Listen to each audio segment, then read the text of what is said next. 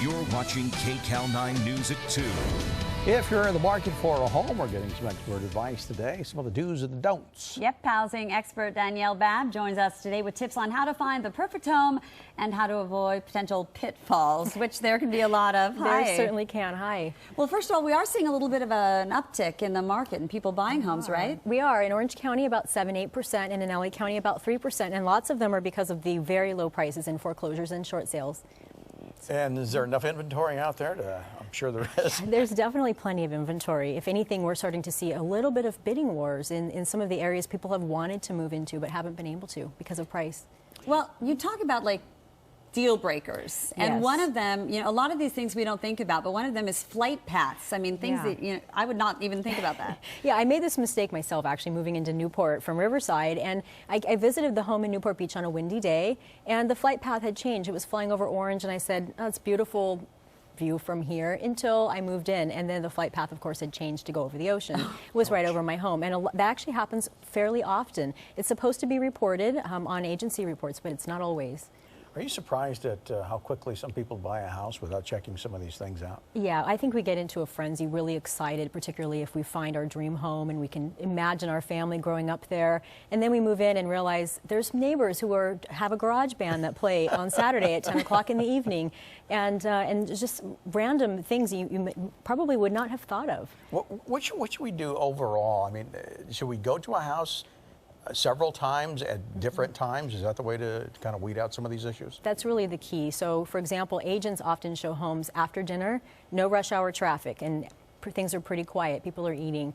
Or they'll show homes at 10 o'clock in the morning. It's pretty quiet then, too. So go check it out at 5 or 6 o'clock when people are driving home, 6 o'clock in the morning. Check it out different times, holidays if you possibly can. Check it out after a rainstorm and make sure the backyard doesn't have several inches of water standing in it that isn't reported because it's not in a floodplain.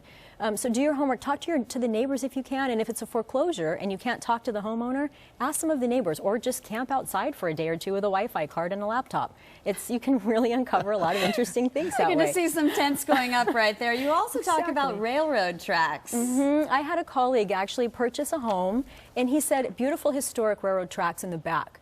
Never heard a train. All of the time that he visited the home, never a train. It turned out at midnight, the train broke in the backyard, blew its whistle every single night. He actually tried to sell the home a couple of years later, and when he did, the new buyers, of course, asked and did their homework. He wasn't able to sell the house. So it's little things like that. I mean, a huge train, right? You'd think you saw the tracks. You would then think there was a train.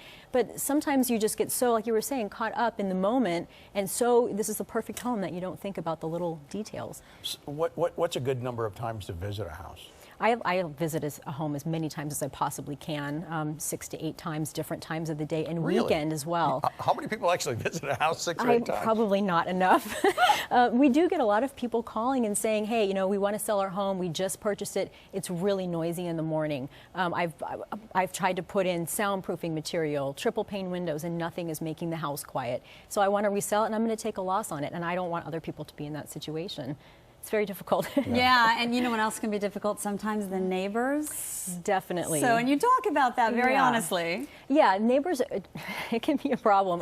One benefit, many of us don't like homeowners associations because they're so restrictive, right? Okay. But one benefit to an HOA is that they're going to restrict noise and activities at a certain time generally, and you're probably not going to have neighbors leaving their trash cans out for 2 weeks or just week to week because they don't want to get the HOA fine. So it's a fine line. Would you rather have more restrictions but less noise, less restrictions, and more possibility for crazy neighbors?